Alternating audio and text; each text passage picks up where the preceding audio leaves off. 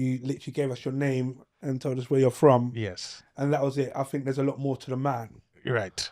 So you're from Nigeria, you said? I'm from Nigeria. I'm Nigerian, yeah. Born in Nigeria? I was born in England. Born in England? Born into Nigeria. Born in Hackney? Born in Hackney, man. Mother's Hospital? I was born in St. Bartholomew's Hospital. It's Wiley, Bartholomew's Hospital. Bro, I'm like to say, I was just thinking the same thing. It's a good thing Wiley's not here. What did you say? Mother's Hospital? Yeah. Shoreditch? No. No, you mean St. May? Is in St. No, Mother's Hospital was in... Lower Clapton. Clapton, yeah. And I was in St. Bartholomew's. Okay. Oh. That's where I was City. born. But my brother was born in like Homerton. Like when Homerton was first opened in the 80s. True Hacktonians. Yeah, I'm a true Hacktonian. Are you British Nigerian or Nigerian? It's funny because I was having this discussion with my mum one time, and I said to her, "I'm more Nigerian than I am British," and she goes, "You." And I was like, "There's no need for that," you know what I mean? But it's so funny because I thought I was Nigerian because I'm into the food and all of that stuff kind of thing. But I like Chinese food. I like Chinese movies. Don't make me Chinese, right? So if to answer the question, I would say I have to accept I am British Nigerian because I've lived here the majority of my life. So I cannot ignore the Britishness to me. However, I'm not English. You're not English. No, I'm Nigerian. I'm British. I'm Nigerian with British elements that make me. I'm from this diaspora hole, you know. Right. Okay. Do you even have a Nigerian passport? Yeah, I do. I don't use real it, one? but yeah, it's so mad, yeah. Because when you travel as a comic and you're going to these countries, and I show them my passport, they see my name, they do a double take, like, "How you get this passport, bro? Like, why is this name on this passport?" So what are you doing with yourself? As you said, you spoke a bit about obviously your identity, which I think is very important for a lot of people that are watching this because we struggle, especially as black people from or that live or born and raised in the UK. We struggle with that.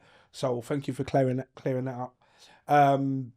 As Buddy asked, well, this is about yourself. What I'm trying to work out is this is what you like, this is what you don't like, this is what you do, this is how you relax, this is your aims, your aspirations. Right. So just to get a little bit more about you, just so you know, what I mean, everyone watching can now understand the character and the profile of Funmbi the comedian. Well, how I became a comedian was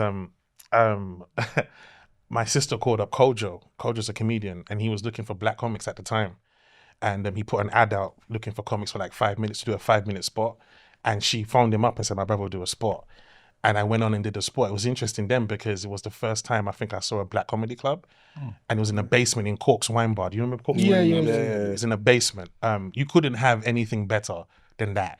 That place was like 200 capacity. Black people were getting it to 400 because, you know, we were sneaking in through the back. But it was the most needed thing at the time because it gave us a place to do our voice where we didn't have to worry about if they got it or not. Like, people would come on and say, "I'm Nigerian," and get a round of applause. And you're like, "He ain't even said a joke yet." And then that Caribbean Nigerian thing just was born because it was the first time we got to say on a platform to each other. And it just created this great world. And that's how I started doing comedy. And it's funny you talk about identity because the journey was, I wanted to be successful like a star, not like a star comic, but I wanted to make it in the mainstream. So you're on mainstream television and everybody's just kind of, you know, enjoying your comedy. But what I didn't understand at the time was what mainstream television looked like. Because I didn't realize we had an audience of people who got our gags, got our names, got our references, and we didn't have to change that. But when I was aiming for that successful bag, I kind of left that scene alone and went into the mainstream to start performing in front of, you know, main comedy rooms, which was good, but I lost the audience. I lost the people that kind of got me to doing comedy. And so what I'm trying to do now, I guess, is I'm actually trying to go back to that audience and cultivate work that suits their voice as opposed to trying to go into the mainstream now. So you're saying you kind of coming away from, like, I mean, obviously I've known you for a long time, and it's like, I know the transition you're talking about, but to explain, help the public understand, it was like he was trying to obviously cater towards the white side of the world, the Western, like the white world, and then coming away from your black, your ethnic side and saying to yourself, you know, I'm not going to cater towards them. So your comic, your act was actually totally different. Yeah. And in what way would you say it was totally different? Like what things were different for you? I had to say things they understood. So remember I just did that thing line about my mum said "you" and you all laughed. Yeah. They would just stare at me and be like, is there more coming? You know? So I had to structure stuff so they understood, because it's set up punchlines, right? Yeah. So you tell stories, etc., you put funny lines in to make the jokes. But with with me, because I have such a background, like you say, like I'm Nigerian, I'm British, there's so much that goes in with that. It's hard to bring that to the forefront without making that caricature. You know what I mean? Without making your parents sound like buffoons. Because once you put on an accent, people just laugh. So I had to stay away from doing accents because I didn't want them to just laugh at the sound of my dad. Do you see what I'm saying? But So why not? because my dad's not a buffoon. But they don't know your dad. Right. But I was on the TV show one time. It was doing something for BBC. This was about coloured footballs coloured hairstyles and boots in football. And they asked me to do a piece on it. So I wrote this piece. And the producer put a line in that said, if my dad saw that, he would say, Funmbi, you like a fool, a big fool. That's how it read. So when it came for me to read it, that's how I said it. He came and goes, Funmbi, could you do with the accent? So I was like, my spider sense went off. But I said, I'm going to do it with a mundane accent. I ain't going to just, I ain't going to clown out. I said, and my dad would say, if you see that Funmbi, you look like a fool, you look like a big fool. He goes, oh, come on, man, how your dad talks.